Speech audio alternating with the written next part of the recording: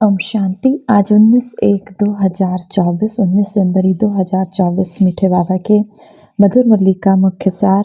मीठे बच्चे सदा खुशी में रहो और दूसरों को भी खुशी दिलाओ, यही है सब पर कृपा करना, किसी को भी रास्ता बताना, ये सबसे बड़ा पुण्य है। मीठे बच्चे सदा खुश रहो और दूसरों को भी खुशी दिलाओ, यही है सब पर कृपा करना, किसी को भी रास्ता बताओ, ये सबसे बड़ा पुण्य है।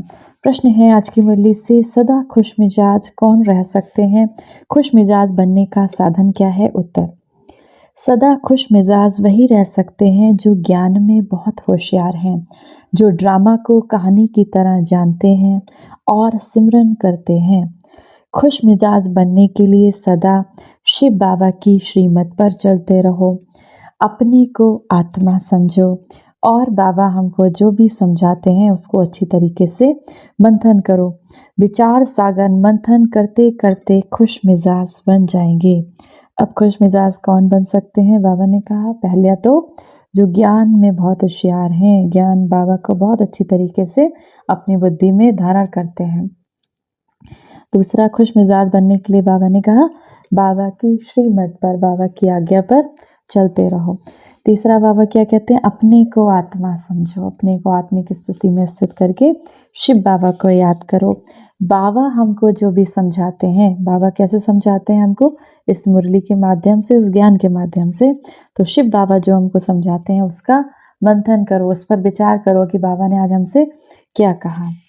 विचार सागर मंथन करते करते खुश मिजाज बन जाएंगे, आत्मा आनंद से भर जाएगी।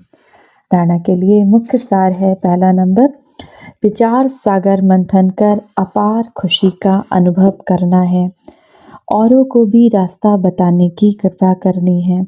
संग के रंग में आकर कोई भी पाप कर्म नहीं करना है, किसी भी खराब संग के रंग में आकर कोई भी पाप कर्म नहीं करना है। दूसरा नंबर, माया के दुखों का छप्पर उठाने के लिए मिल करके कंधा देना है। सेंटर्स खोल अनेकों के कल्याण का निमित्त बनना है। माया के दुखों का छप्पर उठाने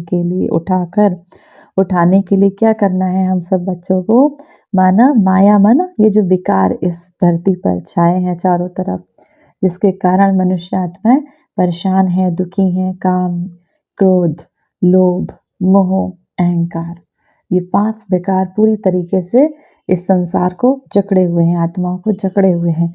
तो इन विकारों रूपी छप्पर को उठाने के लिए हम सब बाबा के बच्चों को मिलकर कंधा देना है, माना इस सृष्टि को पावन बनाने के लिए बाबा के मददगार बनना है। सेंटर्स खोलना है, अगर आपके पास अधिक धन है, अगर आप कर सकते हैं तो जरूर सेंटर खोलकर अनेक आत्माओं के कल्याण के निमित्त बनना है। वरदान है, अपने वोल की वैल्यू को समझकर उसकी इकोनॉमी करने वाले महान आत्मा भव।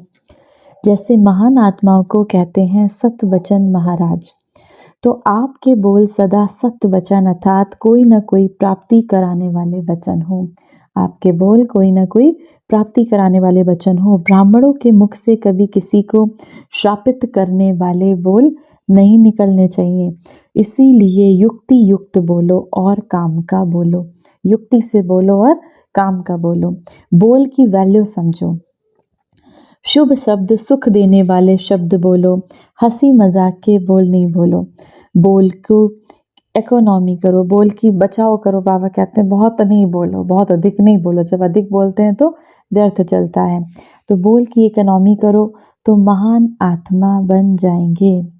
बोल पर बहुत अच्छा बाबा ने हमको वरदान से समझाया। स्लोगन है, यदि श्रीमत का हाथ सदा साथ है, यदि श्रीमत बाबा की मत का हाथ आपके सदा साथ है तो सारा ही युग हाथ में हाथ देकर चलते रहेंगे। यदि श्रीमत का हाथ साथ में है तो माना सारा युग हम बाबा के संगम, बाबा के हाथ में हाथ लेकर चलते रहेंगे। आज की मुरली से सम्मान का अभ्यास करेंगे।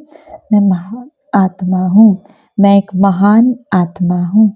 अव्यक्त मास में डबल लाइट फरिश्ते का अभ्यास करना है। अपने को लाइट स्वरूप में स्थित देखना है।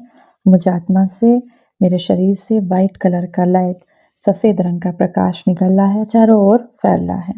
ये अभ्यास बढ़ाना है 1 मिनट के लिए। उस ज्ञान के सागर, आनंद के सागर परमात्मा शिव बाबा की याद में अपने को स्थिर करेंगे। मस्तक के बीच विराजमान मैं एक जागती ज्योत, परम धाम में महाज्योति शिव बाबा के समक्ष स्थित हूँ।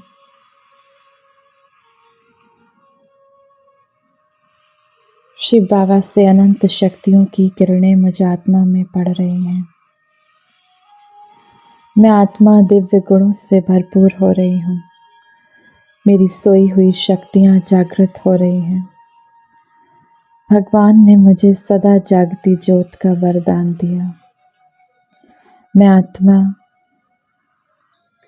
बाबा से शक्तियों का वरदान प्राप्त कर अपने लाइट के शरीर के द्वारा विश्व ग्लोब पर स्थित हूँ। मेरे मस्तक से दिव्य किरणें निकलकर अनेक आत्माओं की ज्योति जगा रही हैं।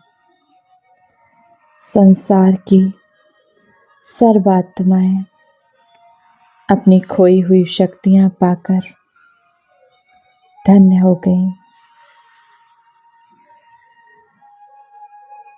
परमात्मा का शुक्रिया कर रही हैं। सभी आत्माएं 16 कला संपन्न हो रही हैं। विकारों से मुक्त होती जा रही हैं। इस